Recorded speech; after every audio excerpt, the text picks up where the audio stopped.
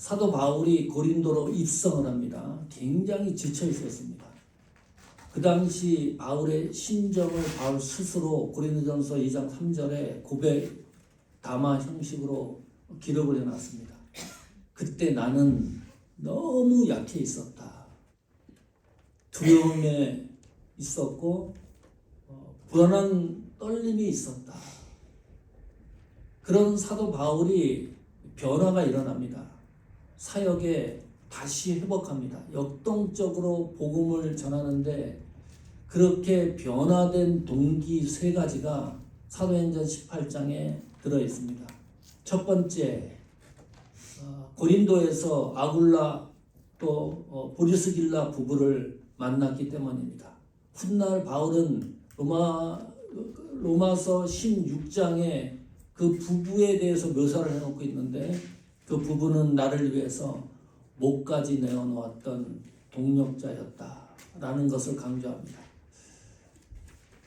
그 아굴라 부부 가정에서 숙식을 했을 거예요. 그리고 잡을 떠들었으니까 사장님 집에서 숙식을 했을 텐데 그렇다면 이 바울의 모든 약점을 이 부부는 잘 알고 있었을 겁니다.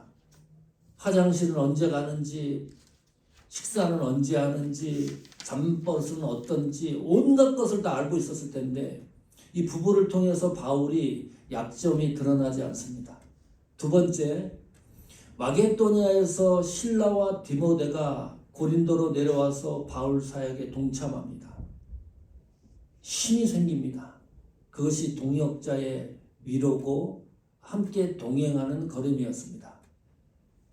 그와 같은 사실이 바울의 사역을 다시 회복시켜줬던 아주 중요한 동기였습니다. 세 번째, 하나님이 환상 가운데 나타나서 바울에게 이야기를 합니다. 두려워하지 말라. 내가 너와 끝까지 함께 할 것이다. 그런 음성을 들으면 사역에 대한 보증입니다. 믿음에 대한 보증입니다. 이 세 가지 요소가 바울 사역을 다시 소생시키고 사역을 감당할 수 있는 원동력이 됐습니다. 7, 8개월 세월이 훅훅 지나갑니다. 그때 고린도의 역사적인 변환점이 시작이 됩니다. 사도행전 18장 12절입니다. 읽어보십시오. 갈리오가 아가야 총독되었을 때에 유대인이 일제히 일어나 바울을 대적하여 법정으로 데리고 가서, 지금부터는 아마 로마 그 세계 역사를 알고 계시면 오늘 본문이 가슴에 확확 와 닿을 겁니다. 세계사 속에 있었던 실제적인 사건들입니다. 그리고 그 세계사 역사 속에 바울이 어떻게 이 현장에서 복음을 전하고 그 과정들을 역사적 관점에서 이제 살펴봐야 됩니다. 7, 8개월이 바울이 고린도에서 사역을 감당할 때 갈리오가 아가야 총독으로 부임해 옵니다. 새로운 총독입니다. 이 아가야는 수도가 어디죠? 고린도입니다. 그러니까 당연히 고린도로 이 아가야 총독이 이제 부임해 왔습니다. 여기 성경을 자세히 보면 그때에 총독 되었을 때에 유대인들이 일제히 일어났다. 무슨 말인가요? 총독이 새로 부임을 하니까 그 틈을 타가지고 바울을 몰아내려고, 이 총독은 고린도 실정을 잘 모르죠. 정치를 고린도에서 시작을 하는 거니까 총독의 임무를 시작을 하는 거니까 허니문 관계입니다. 유대인들 생각에는 이 총독이 우리 편을 들어줄 것이라고 확신을 했습니다. 유대인의 숫자도 많이 있었고 중요한 부분들의 유대인들이 곳곳에 포진하고 있었기 때문입니다. 유대인이 일제히 일어나서 바울을 대적해서 법정에 세웁니다. 재판을 하는 겁니다. 고소를 하는 겁니다. 여기 갈리오라고는 하는 이 말은, 이 이름은 원래 본명이 아닙니다. 이 갈리오는 마르쿠스 안네우스 노바투스라는 이름이 갈리오의 그 그 본명이었습니다. 아버지가 원로원 의원이었었고요. 수사학에 많은 관심이 있었고, 이 갈리오 아버지가 교육열이 뛰어나가지고 로마로 유학을 보냅니다. 그냥 유학 보내는 게 아니라 그 당시에 수사학의 대가가 있었습니다. 정신적 지주 역할을 했던 루키우스 유니우스 갈리오라는 사람의 양자로 보냅니다. 그 정도였습니다. 그래서 양자로 들어갔으니까 이름을 변경해야 되잖아요. 그래서 이름이 변경된 이름이 갈리오입니다. 이 갈리오의 형이 우리가 많이 들었던 사람인데 그 유명한 세네카입니다. 철학의 최고의 위치까지 올라갔던 세네카가 바로 갈리오의 형입니다. 이건 세계 역사에 그대로 이제 드러나는 거니까요. 그리고 이 세네카는 이 네로 황제의 스승이기도 했습니다. 모든 로마의 정신, 이 사상 같은 거를 세네카 손에서 거쳐서 이것이 완성되어져 갔습니다. AD 51년에 갈리오 아가야 총독이 됐습니다. 그리고 AD 61년에 65년에 갈리오가 세상을 떠나는데 네로 황제 통치 시대에 네로를 축출하기 위해서 가담을 해요. 정치에. 이 갈리오가. 그 발각이 됩니다. 네로 황제가 명령을 내립니다. 너 스스로 죽어라. 자결하라. 그래서 자살로 생을 마감한 것이 여기 사도행전 18장 12절에 등장하는 갈리오 총독입니다. 역사적 인물인데 그 성품이 온화했습니다. 집안이 잘 살았습니다. 아버지가 화목했었고 또 재력이 굉장히 많았었습니다. 그러니까 논리적이었었고 합리적이었었고 통찰력이 있었고 정치를 하는데도 가능하면 청렴하게 정치를 하려고 애를 썼던 갈리오입니다. 인품이 다른 총독들과 비교해서 도덕적으로 윤리적으로도 인간적으로도 괜찮은 총독이 갈리오입니다. 왜 이렇게 인품 얘기를 세계사적 얘기를 하냐 하면 앞으로 이 재판이 진행되어져 가는 과정에 이 갈리오의 인품이 드러나기 때문입니다. 그 재판 과정에 갈리오의 인품이 드러나서 기독교 역사의 변화가 일어나기 때문입니다. 너무나 중요한 겁니다. 13절 보세요. 고소장이 제출이 됩니다. 고소장 내용입니다. 유대인들이 갈리오에게 고소장을 만들어서 재판에 세우기 위해서 고소장 내용이 사도행전 18장 13절에 나와 있습니다. 말하되 이 사람은 바울을 얘기합니다. 율법을 어기면서 하나님을 경외하라고 사람들을 권한다 하거늘. 이것이 고소장 내용입니다. 쉽게 말하면 이 바울이라고 하는 인물이 고린도에 와가지고 법을 어기고 있다. 여기 율법으로 번역을 해놨는데 헬라어 율법이라고 하는 단어는 법으로도 번역이 됩니다. 새번역 성경은 법으로 번역을 해놨어요. 율법보다는 법이 더 어울리는 번역입니다. 다시 말하면 바울은 법을 어겼다. 그러면서 하나님을 경외하라고 사람들을 권한다. 이것이 고소하는 내용이었습니다. 자, 법이라 그랬을 때 무슨 법을 말하는 거죠? 사회법입니다. 일반법을 말합니다. 다시 말하면 로마법을 어겼다는 거예요. 유대인들이. 이 원고 측에서 만든 고소장 내용을 살펴보니까 이 바울은 로마법을 어긴 사람이기 때문에 재판해 주십시오 라고 하는 거죠. 그 당시 로마에는 종교 법령이 있었습니다. 가능하면 로마 제국은 이 종교에 대해서 많이 허용을 했습니다. 허용한 종교는 포기할 수 있었습니다. 전도할 수 있었습니다. 유대교는 허용된 종교입니까? 불허용된 종교입니까? 허용된 종교입니다.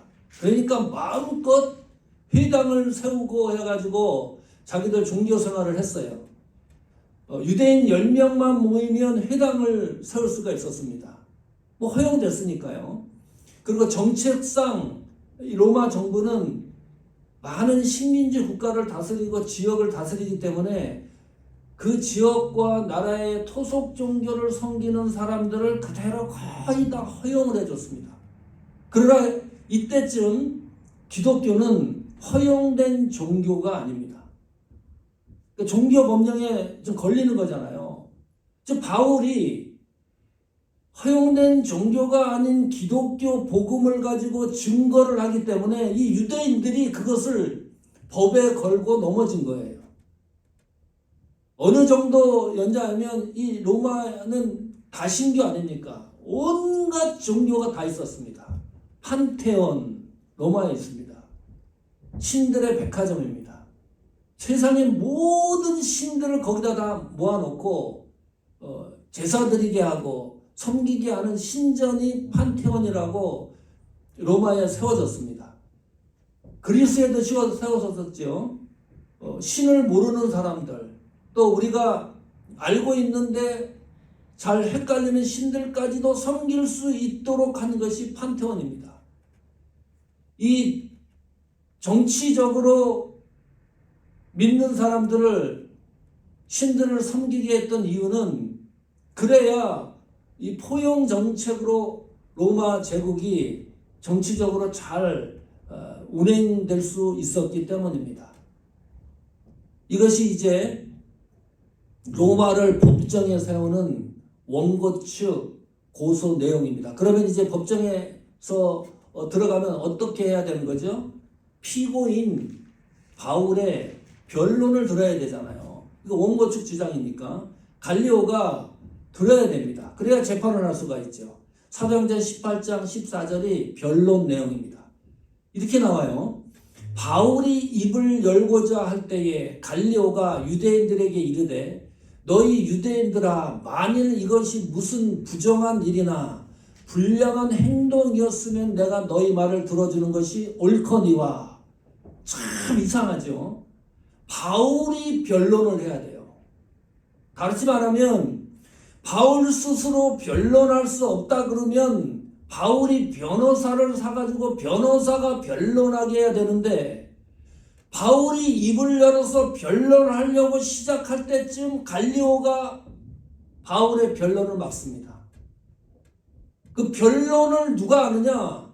갈리오가 대신해 주는 거예요. 재판장이 대신해 주는 겁니다. 이런 재판을 본 일이 있습니까? 재판장은 이거 분별 있게 판단해서 죄가 있고 없고를 이 판결을 해주는 사람이 재판장 아닙니까? 그런데 재판장이 바울을 변론을 합니다. 이 고소 사건에 보면 바울의 입에서 나오는 기록이 하나도 없습니다.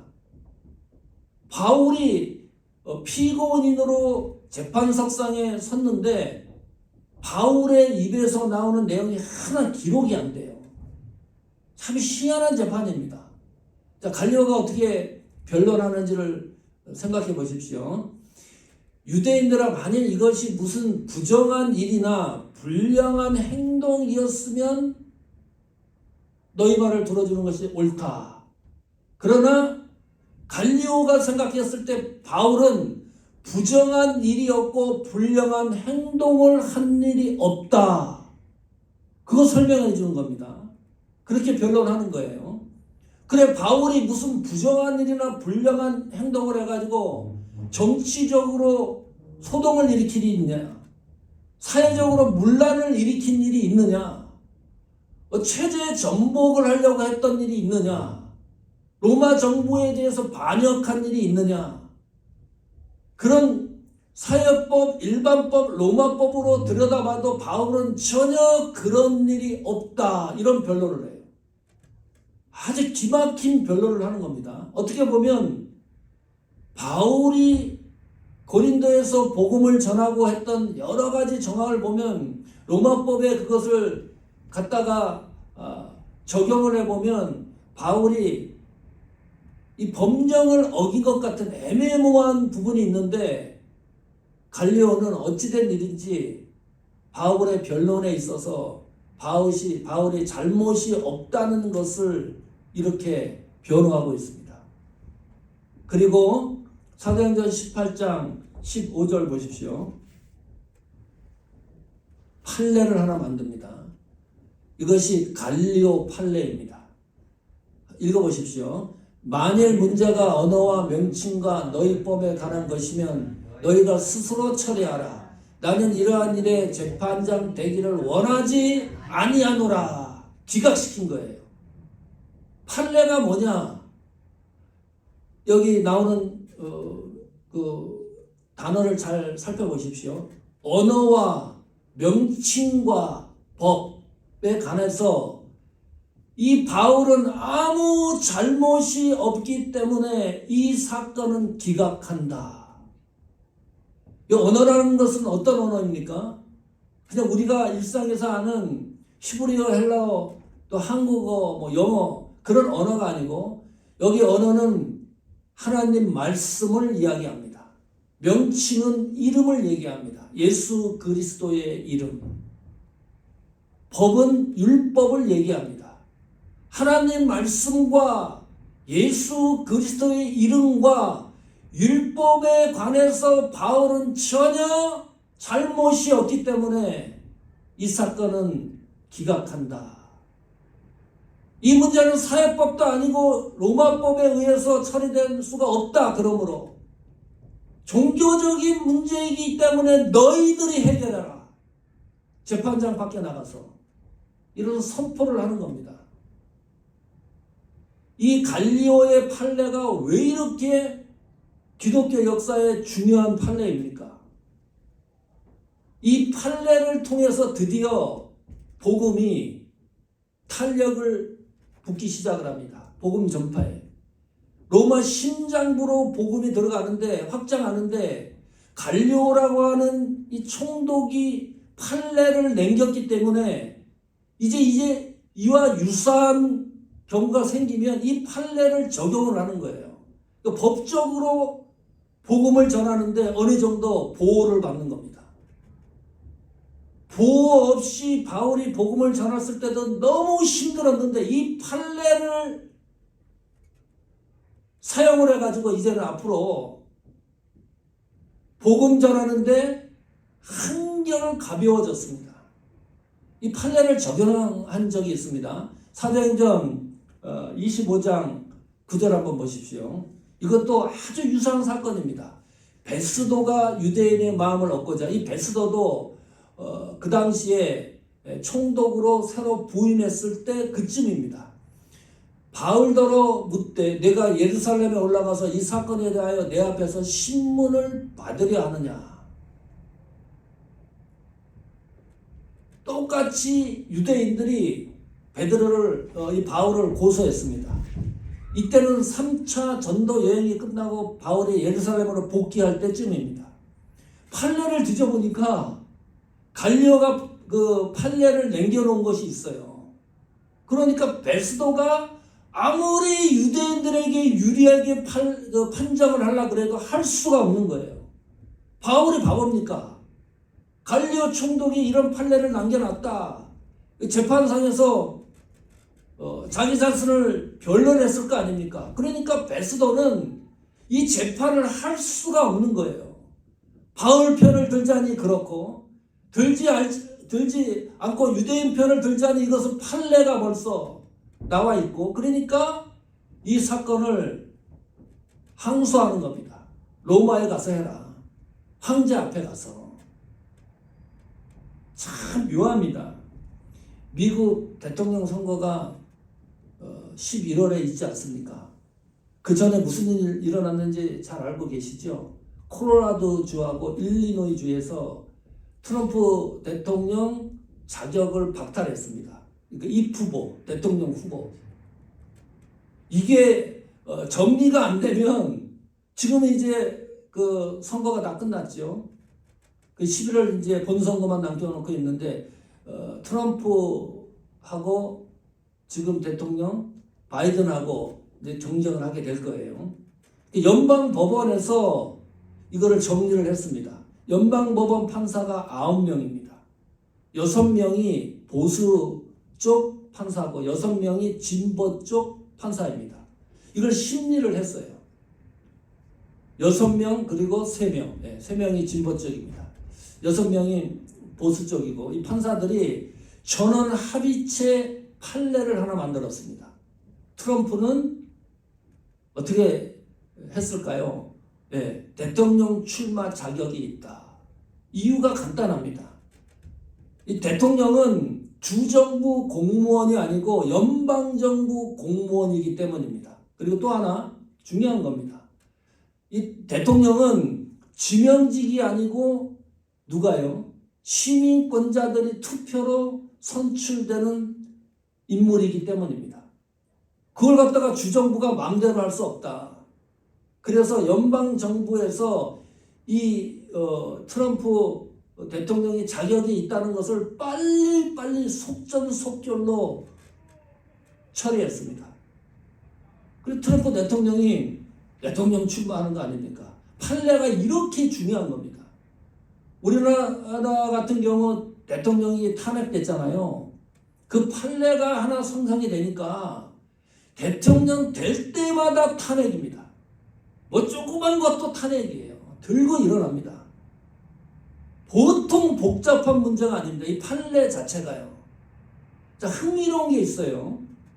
너무 흥미로운 것이, 자, 그러면 우리가 따져봐야 될 것이, 이 갈리오는 바울을 대변해서 변론까지 해주고 변호까지 해줬습니다.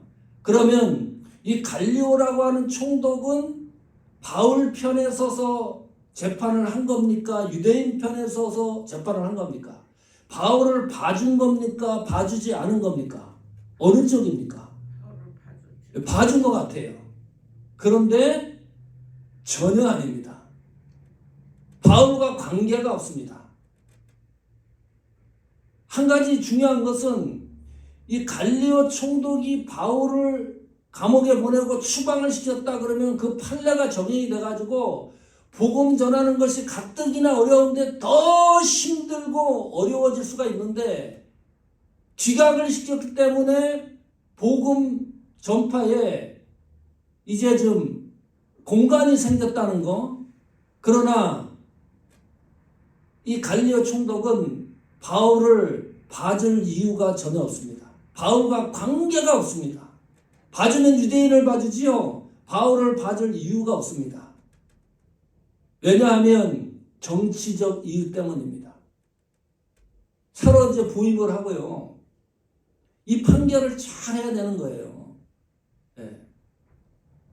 바울을 봐주기 위해서 판결을 한 게 아니고 자기 자신의 정치적 입지 그리고 앞으로 정치를 하는데 탄탄대로로 가기 위해서 자기 자신을 위해서 판결을 내렸는데 어찌된 일인지 기독교 역사에 그 판결이 복음이 확장되는데 변화가 일어나는 거예요.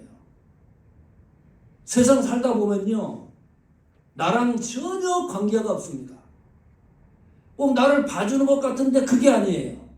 상대방의 이익과 모든 걸 가지고 자기네들이 정리를 하는데 그것이 나에게 엄청난 유익으로 돌아올 때가 있습니다. 참 묘한 겁니다. 이건 갈리오 총독이 정치적 입장에 서서 자기 자신을 위해서 골치 아프고 그러니까 속전속결로 끝냈는데 이것이 기독교 역사의 변화를 일으키고 바울이 그날 이후로 성경을 보십시오. 복음 전하는데 거침이 없습니다. 1년 6개월 동안 고린도에서 힘있게 복음을 전합니다. 자유를 얻은 거예요. 이 판례 때문에. 바울과 전혀 관계가 없는 판정인데 하나님이 그것을 사용하고 있다. 이쯤에서 순간마다 되짚어야 될 게 있습니다. 성도는 하나님이 관심, 집중하는 것이 무엇인가를 순간순간마다 발견을 해야 됩니다. 그것이 발견되지 못하면 오늘 말씀이 전혀 유익이 되지 않습니다. 갈리오가 바울을 위해서 판결했다라고 그렇게 정리할 수도 있는 문제입니다. 그러나 하나님의 관심이 어디에 있느냐? 우리가 어떤 사건을 만나잖아요. 인생 살다가 벽에 부딪히기도 하고 내려앉기도 하고 도저히 이해가 안 되는 일을 만나기도 하고 지칠 때도 있고 손해도 보고요. 몸이 또 아프기도 하고 얼마나 많은 일들이 일어납니까? 그 고난도 생기고요. 하나님이 기도하는데 기도도 안 들어주는 것 같기도 하고 그 어둠의 통로를 걸어가서 그 통로를 거치고 있었을 때 결론이 뭐냐? 그 후에 하나님이 나에게 어떤 관심을 갖고 있느냐? 하나님이 그것을 통해서 어떤 집중하고 있는 것이 있느냐? 그것이 발견이 안 되면 우리가 당하는 고난은 고난으로 끝나는 겁니다. 어려움은 어려움으로 끝나는 겁니다. 좀 잘 못됐는데 잘 됐으면 잘 된 것으로 그냥 끝나는 거예요.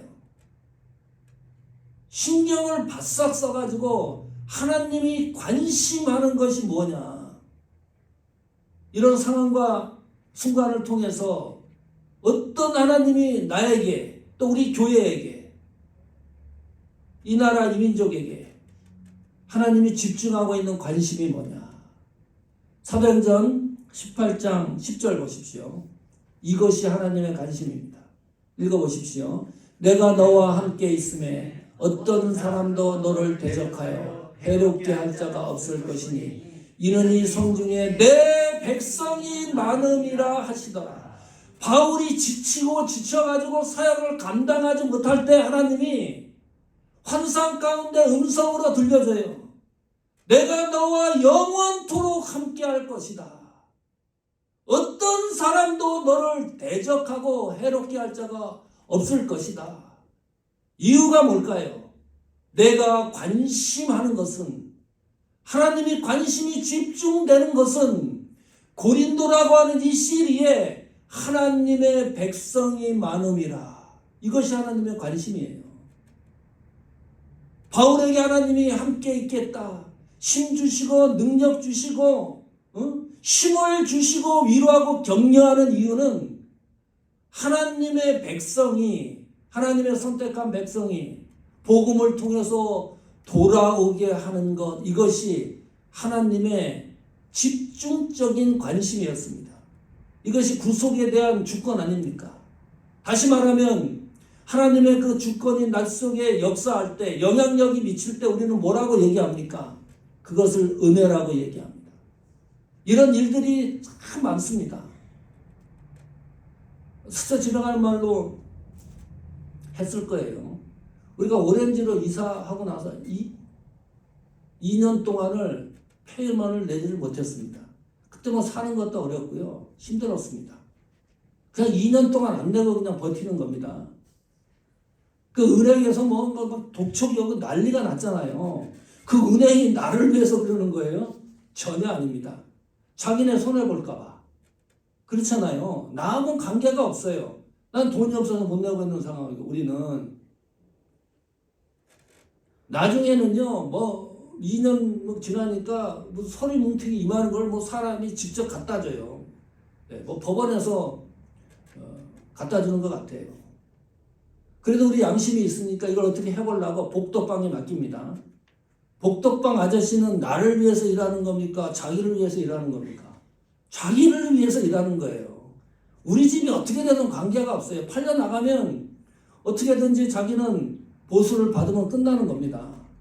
이거를 팔게 하려고 복덕방 아저씨가 로란대 은행과 연결을 하고 이런 일들을 거의 1년 동안을 하는데 한 명이 안 와서 봐요. 우리 집을. 이상한 일이잖아요. 네.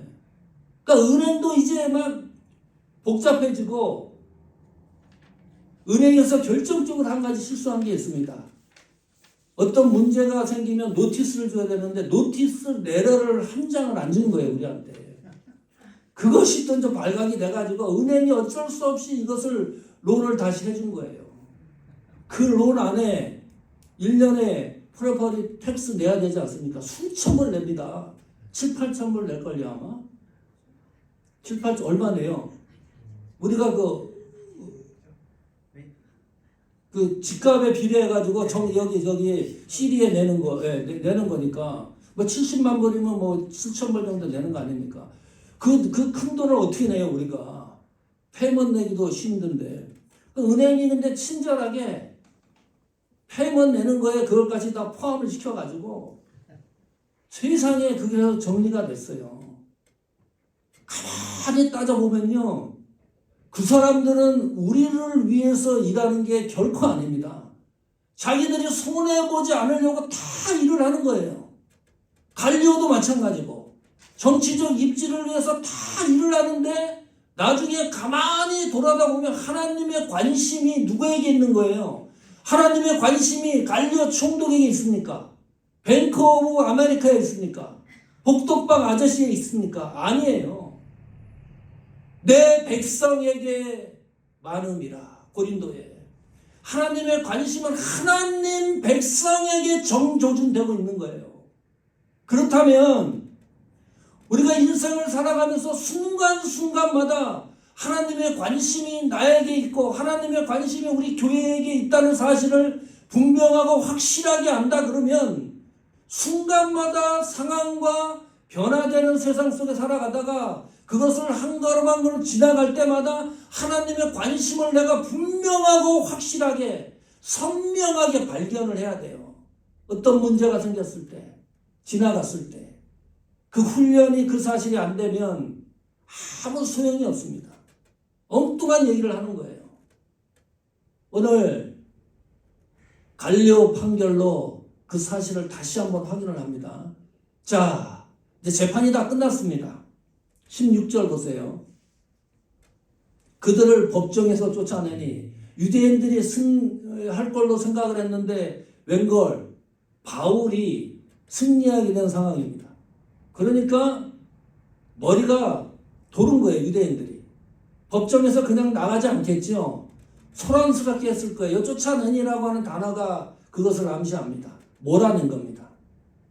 그리고 17절에 보니까 거기서 끝난 게 아니고 모든 사람이 회당장 소스데네를 잡아. 이 소스데네는 회당장이니까 유대인이죠. 네.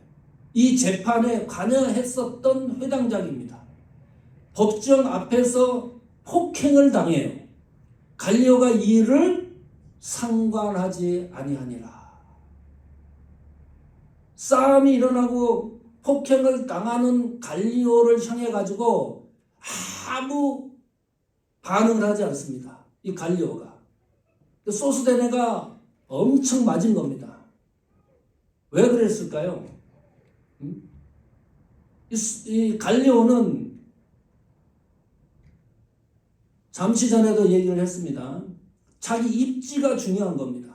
여기 모든 사람이 그랬으니까 이것은 밀폐된 공간에서 재판을 하는 게 아니고 야외 공간에서 재판을 진행했던 겁니다. 야외 광장에서. 여기 모든 사람은 재판에 어떻게 재판이 진행되어야 되는지 그 재판에 참석했던 사람들입니다. 그 참석했던 사람들 중에는 유대인과 반감정을 가지고 있는 사람들이 있습니다. 특히 이방인, 헬라인들. 이거 유대인들이 그 사람들은 사람 취급하지 않았잖아요. 그 바울이 복음 전한 지가 7, 8개월 됐으니까 크리스찬들이 또 늘어나고 복음을 듣고 크리스찬들이 생활하는 걸 보니까 정말 신실하거든요. 그 이방인들이 봤을 때 반감정을 가지고 가만히 재판 과정을 지켜보니까 이렇게 엉터리 같은 유대인들이 없거든요. 그러니까 이방인 헬라인을 중심으로 해가지고 소스데네를 폭행을 한 겁니다. 그리고 완전히 갈리오는 이 사건에서 손을 떼는 겁니다. 그리고 세월이 훅훅 지나갑니다. 바울이 사도행전 18장은 바울의 2차 선교 여행입니다. 3차 선교 여행 때 에베소에서 편지 한 장을 써요. 이 고린도 교회에. 고린도 전서를 쓰는데 거기 고린도전서 1장 1절에 어떻게 기록이 되는지 확인해 보십시오.